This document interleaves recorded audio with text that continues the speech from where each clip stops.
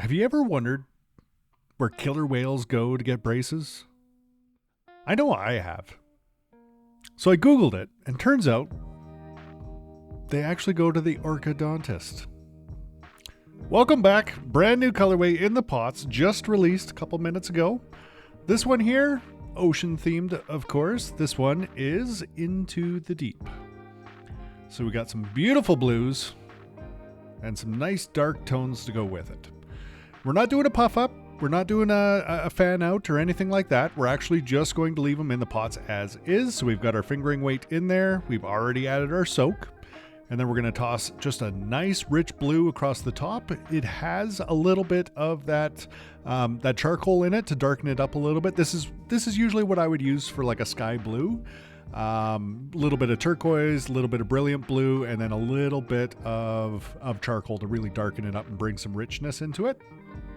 On this other side here, we have basically the same blue recipe. The only difference is we're going to double up on that darkness to really make it as rich as possible and give it some depth. So same blue, a little bit darker on the other side. And then into the center here, we are going to splash more blue. Who would have thought of that, hey? So we've got basically a combination between the two. We're moving a little bit more towards the teal side of things, so we've pulled out some of the brilliant blue and added a little bit more mouse gray to it rather than the charcoal, just to kind of get a nice fade in between those two colors. Now, of course, you get your fingers in there, you get them mixed, make sure that dye is pushed down nice and far. We want to make sure that we've got dye at least 51% of the way through the skein. If not, you're going to run into some troubles. All right, so cooked it off on the one side. We are going to have a little bit of blue that's left in the pots, not a ton, but just a little bit. You can see that turquoise it likes to linger. It takes a lot of effort to try and get like a turquoise. Also reds are really hard to get to exhaust. Turquoise, it doesn't seem to matter how much you cook it. There's going to be a little bit left in the pot. That's just the way turquoise goes. You could put the tiniest amount of turquoise in there and it would still just come through. It's the way it goes. Something worth noting for sure. On this side, we're going to skip the blues. We're going to run right into the darkness. So we've got just a big hit of black and charcoal in the pots here on the one side, and that's going to give us just some real depth. Again, some of this is going to bleed through into the other side, so we're going to get some darkness into that blue in a few different spots, and that's where we're going to get some pretty good variegation out of there. So nice and dark on the one side. In the center there, we're going to throw in just a little bit of gray, not a ton, and then we're going to leave the top the way it is and cook it off.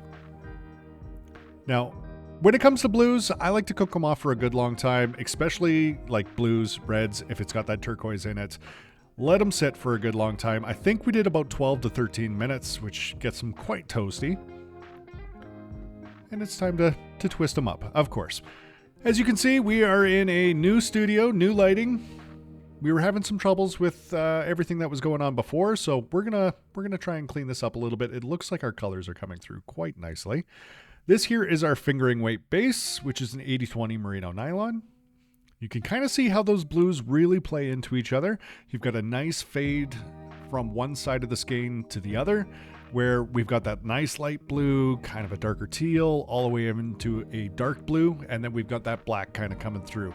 DK weights, we're going to see a little bit more white here than you would normally see in the fingering weight.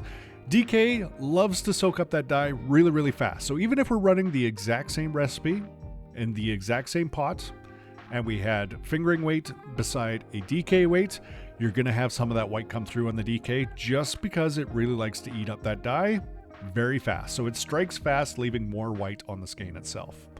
Still absolutely beautiful, but that's why I'm showing you all four bases. Make sure you know what you're getting into, for sure. Here we have the worsted weight, which is 100% merino. If we can get it on the hook here, we got a little bit of a twist. So make sure that when you're doing these, you look at the ties and you're making sure that you get all the strands going the same direction. If you're looking at those ties, you can kind of see where they're folding over and going the wrong direction, and that's going to cause you some problems when you get it up on the Swifts. So pay attention to those ties, and of course, tuck in your ends. Nothing wrong with cleaning up a skein, making it pretty, making it crisp. Absolutely love this worsted weight base. I think I say it in every single video. It is by far my favorite. Beautiful. Up last, but definitely not least, the chunky weight base. Also 100% Merino Superwash. The chunky weight loves to show some vibrancy. So usually when we're dyeing side by side, the chunky weight tends to be a little bit brighter than the other three bases. Worsted weight comes in a close second. DK tends to push towards the whites, and our fingering weights, as of late, seems to be very. The dye seems to travel farther, so we don't have as much white on a fingering weight by comparison. So this here, fingering weight, you can see there's just the tiniest little bit of white. Everything blends together quite well on a fingering weight base. Up next to that, we're going to throw in the DK weight. And you can see we got a little bit more white. Colors are still popping exactly the same though. Beautiful. Both of those are 80/20 Merino Nylon Superwash. Up beside that, we've got our worsted weight, my personal favorite. Beauty. There we go. Nice and fluffy. Look at that. Love it. And then up beside that, we've got our chunky weight base. Both of those are 100% Merino Superwash. So you can kind of see those colors are popping pretty much the same across all the skeins, with that fingering weight just being a little bit more mixed compared to the other ones. A little bit less white. All in all, I love them all. Time for a swatch in the Addy Express. As you can see, we have our drill on the right-hand side. I highly suggest not using a drill if you want this to last, but you can do a swatch in under 2 minutes if you're using a drill. So that's why we do it. Looking at this swatch, I can say we see a lot of striping. If you're doing a larger project, I don't think you're going to see the same striping. If you're doing a smaller project, it might start to spiral a little bit, but I'm seeing good distribution of color all the way across. Time to do a cake.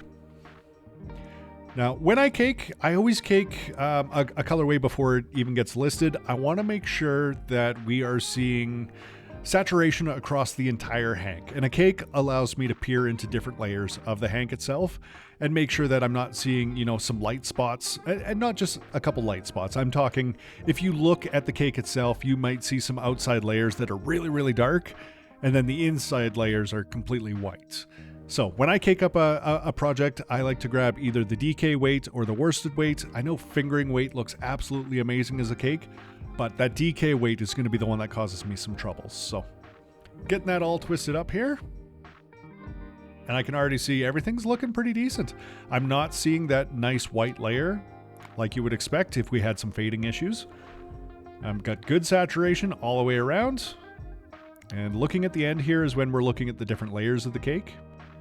And we can see it looks good. It really does. We got some dark blues popping through, but they're throughout. So everything looks great. Love that cake. Beautiful. It is time to do some pairings. So up first, we have Into the Deep. Beautiful blues, nice rich blues, pushing into some blacks and some grays. Little hint of white, just to keep it all running nice together. So up beside this one, we have Driftwood. Driftwood's got some of that chestnut in it, creamy coffee, if you will. We've got two semi-solids, basically pair really nice with this one, but it's got that same kind of blue hue to it, and then we push over into that creamy coffee. On the other side of things, we have Adventure Awaits. So we got the nice teal with some black speckles in there, lines up really nice with Into the Deep. Up beside there, we have Ethereal Glow. So we've got some of that turquoise in there. We're pushing away from the creamy coffee and more towards like a golden yellow almost. Not quite a golden yellow. It's got a little bit more brown into it. Not quite as orangey, but same kind of idea there. And then up on the other side, I've got Stormy Seas. So we're really pushing those dark teals, those turquoises with a little bit of that gray under hue. And finally, up last, Birch Bark. Some nice whites, some blacks, really kind of pull everything together here. Wonderful fade. I've mentioned it before. If you go to the website, you scroll down a little bit from the starting photos, you will see a section called Goes Well With. These have already been added to that section, so nice and easy to find. Over into the semi-solids. Into the deep. Our feature of the day. And then up beside that one, we are going to run Midnight. So that nice dark blue, absolutely love it. It pairs up with that blue that we've got that charcoal mixed into. Really pairs up quite nicely with the blue hues. Up beside that one, we've got the dark blue.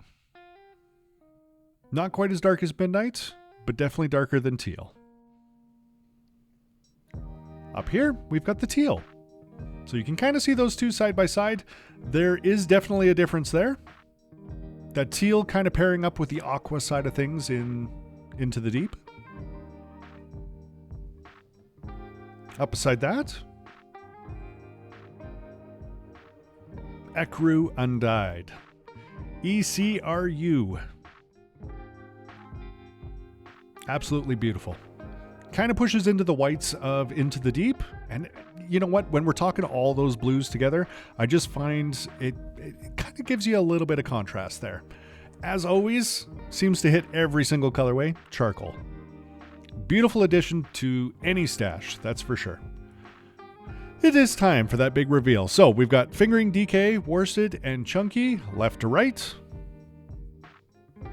As always, we've got a swatch available on the website, not only as the last photo of every single listing, but on a lot of our new ones, we're including the swatch with the inspiration photo. So go check those out. There's that big reveal, Into the Deep. Some beautiful blues and some nice dark shades. Thank you everybody for stopping by. We'll see you again next time.